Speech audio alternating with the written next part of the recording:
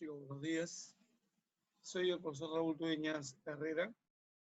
Eh, vamos a tener vamos a explicar el tema que previamente ya habíamos hablado, que es el tema de la ciencia geográfica, cuáles son sus elementos, sus características. Eh, Teniendo en cuenta que estamos viviendo una situación muy difícil, realmente nos ha tocado no solamente al Perú, sino al mundo, enfrentar una pandemia terrible que debemos tener mucho cuidado, aún pensando que ya el día domingo que viene se levanta la cuarentena. Aún así debemos tener mucho cuidado y debemos seguir guardando los protocolos establecidos para evitar contagiarnos. Sabemos que hay muchos de los eh, estudiantes que son de nuestra institución que han sido afectados y por ello tenemos que nosotros cuidarnos para que no suceda lo mismo. Bueno, hoy día vamos a hablar de geografía. Eh, Esta clase está diseñada para el primer año de secundaria. ¿Qué es la geografía? ¿Cuáles son sus características? ¿Cómo, cómo se utiliza la ciencia geográfica eh, en nuestra vida cotidiana? ¿No? ¿De qué manera la geografía nos sirve en la vida cotidiana? Por eso es importante que prestemos atención.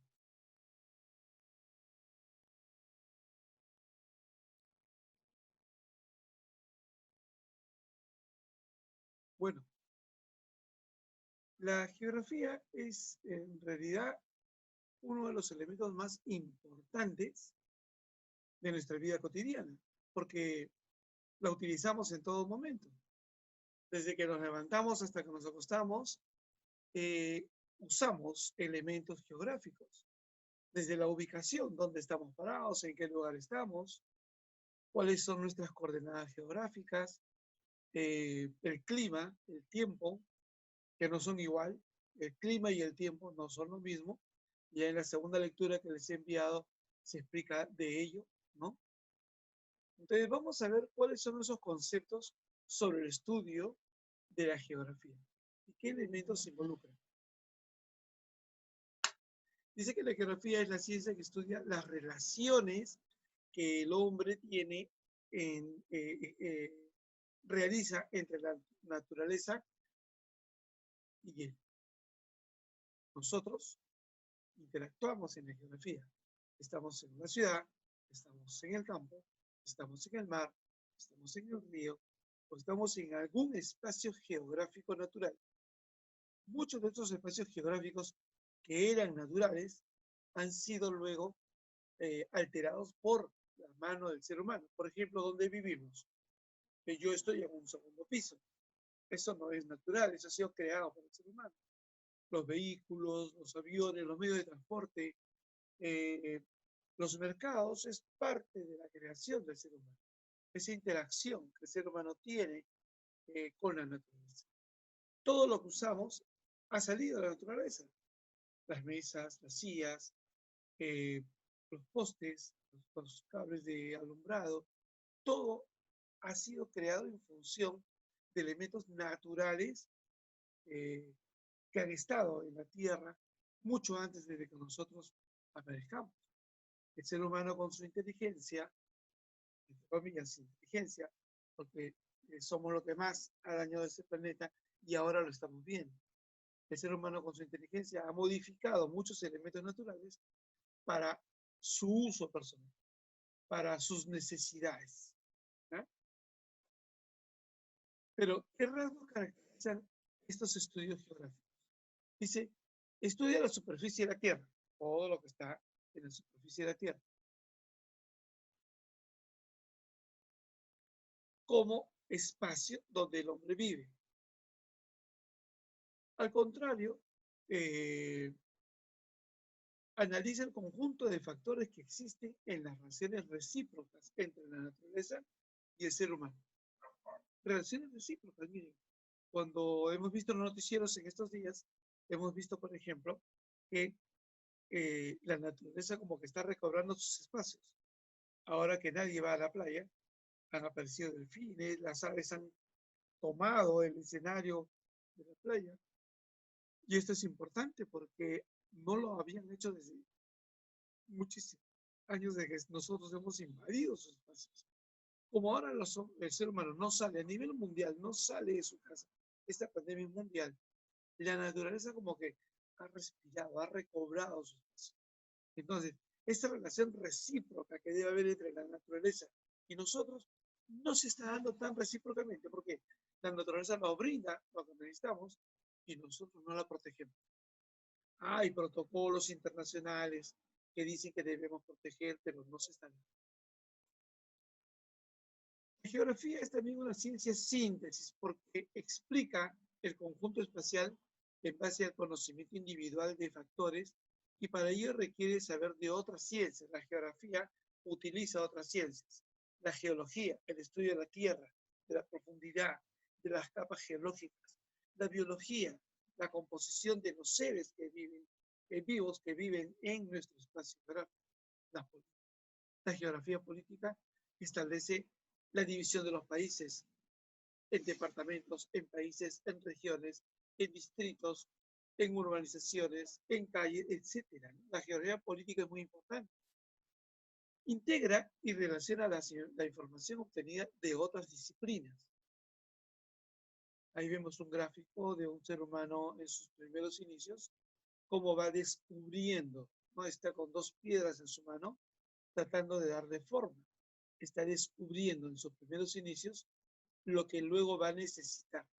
Y miren, de ese descubrimiento tecnológico, ese descubrimiento es un descubrimiento tecnológico, saber que puede manipular la piedra, le puede dar forma para crear un arma punzocortante que le permita hacer más fácil su tarea de cortar, alimentarse.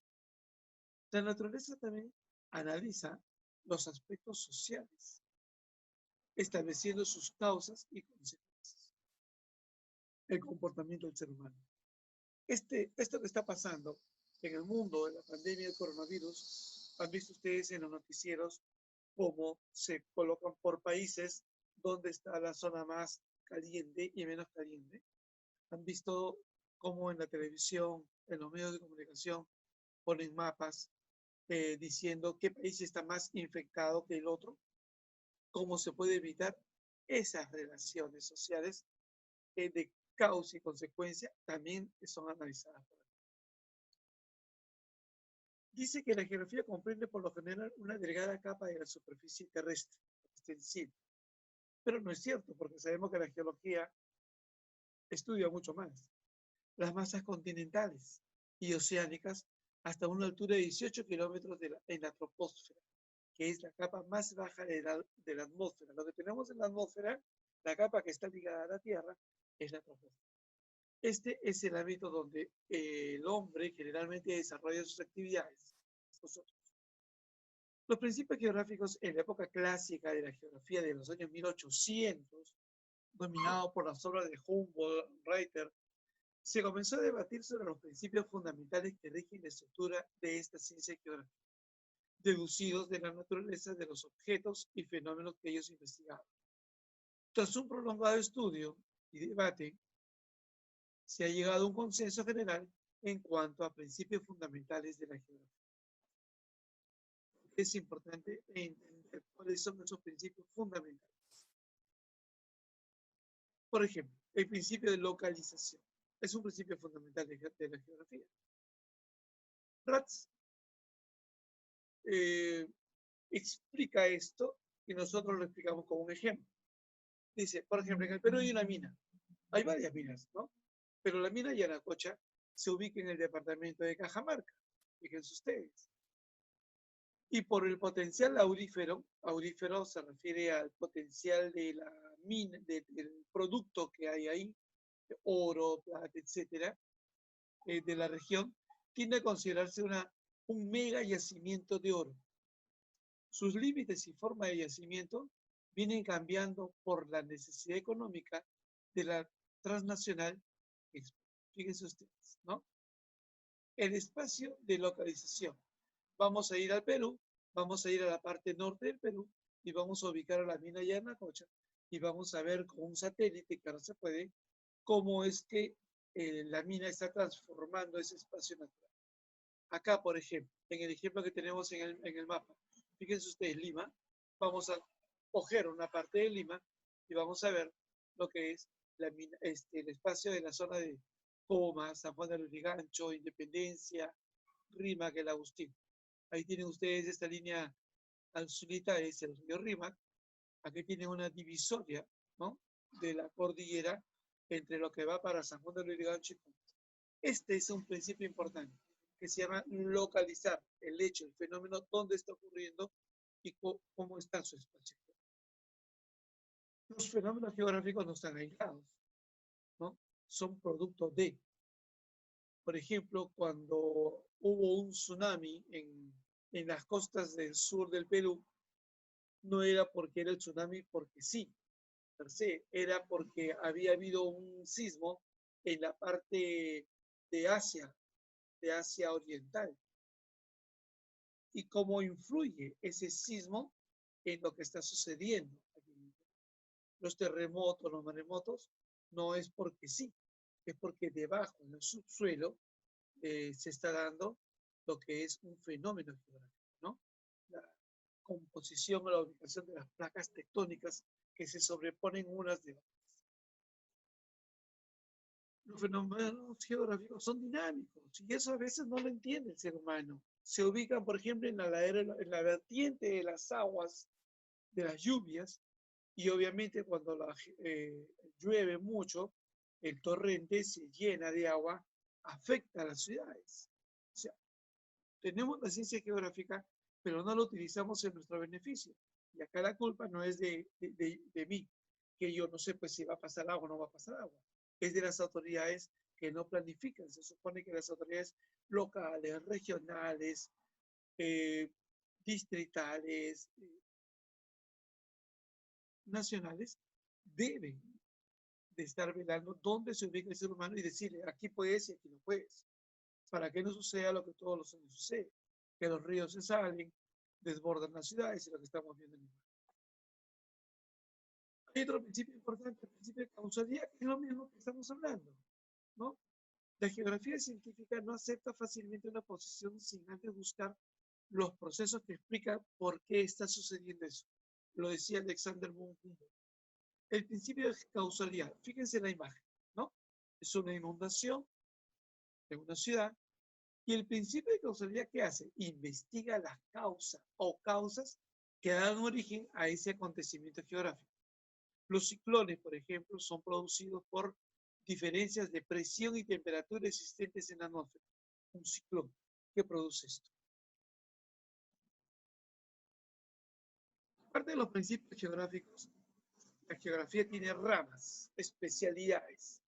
Ahí en el árbol podemos ver la cosmogonía, ¿no? Estudia, cosmología también, estudia el espacio, la composición de las estrellas, de los planetas, la cartografía que dibuja el mapa en su mínima expresión, la hidrografía que estudia el agua, no solamente del mar, de los ríos, de los lagos, etc. La geomorfología que estudia la estructura de la tierra, el tipo de suelo, ¿no? Cómo está conformada la cordillera de los Andes, por ejemplo, el batolito andino. La geodesia, la geografía económica, la geografía política, la geografía humana que estudia el comportamiento de las ciudades, los bolsones de población, dónde hay más población, dónde hay menos población. ¿Por qué es importante estudiar eso?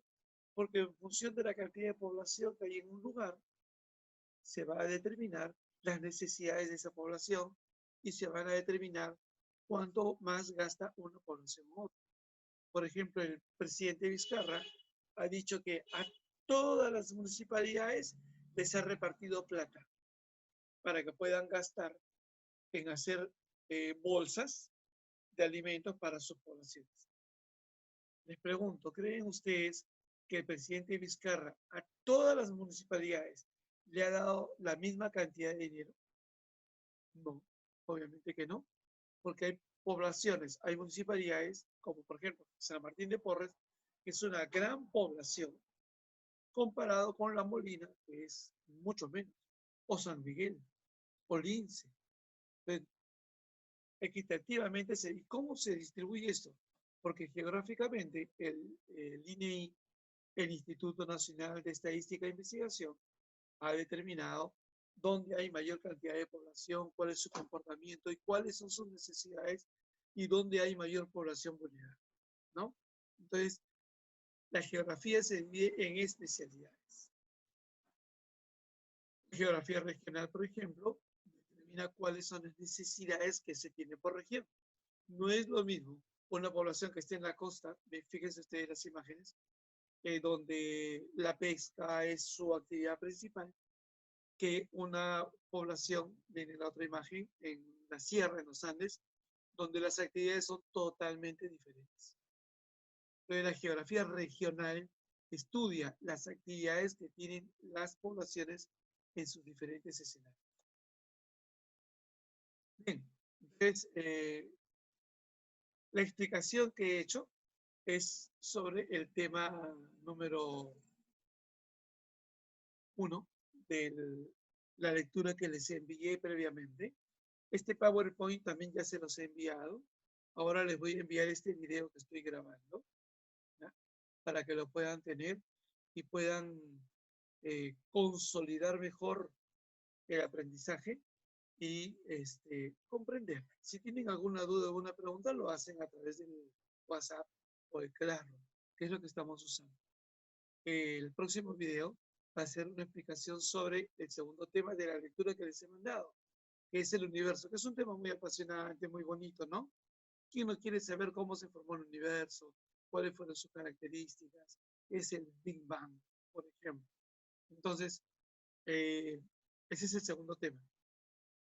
Vayan averiguando, vayan investigando, los que pueden, los que pueden. Yo entiendo que muchos no tienen computadora, no tienen acceso a internet, se están prestando teléfono, hagan lo que pueden. Las tareas que se están dejando, guárdelas en un folder, todo, guárdenlo en un folder, archívenlo en su portafolio. Si pueden enviármela, me las envían para verlas, ya sea como foto, como archivo de clase. Si no, las guardan en un folder, pone ciencias sociales, todo lo que les he mandado, las lecturas, los trabajos, las preguntas, ahí las archivan. Cuando nos podamos ver, recogemos eso y las vamos a revisar. Es importante que le ponga fecha a todos tus archivos. ¿Está claro? Bien, muchísimas gracias. Cuídense, no salgan de casa todavía. A pesar que la cuarentena se levanta el domingo, hay que extremar más todavía los cuidados, porque ya estamos llegando a 60.000 infectados y son más cantidad de gente en la calle infectada y por lo tanto todos debemos tener cuidado, mucho cuidado. ¿Ya?